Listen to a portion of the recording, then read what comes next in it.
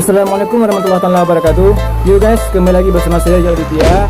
Hari ini kita akan buat vlog di Kantong Luar, di Pemandian Sikabu. Jangan lupa ditonton ya.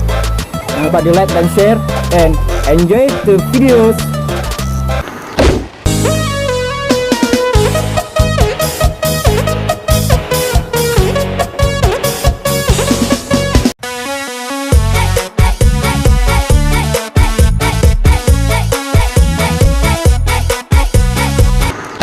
Yo bro, kita dah sampai di pemandiannya bro. Setelah menempuh perjalanan yang begitu panjang, seperti biasa kita akan mabuk. Okay.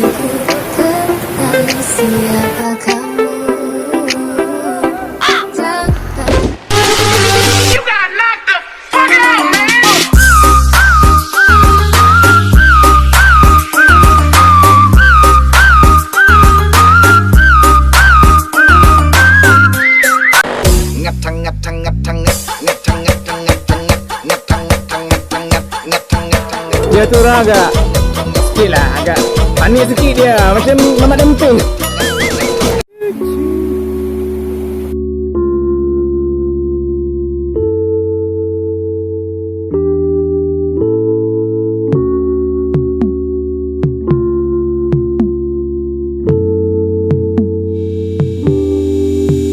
Tanpamu, tanpamu, tanpamu, oh tanpamu. Remake, Pineapple, apple pen.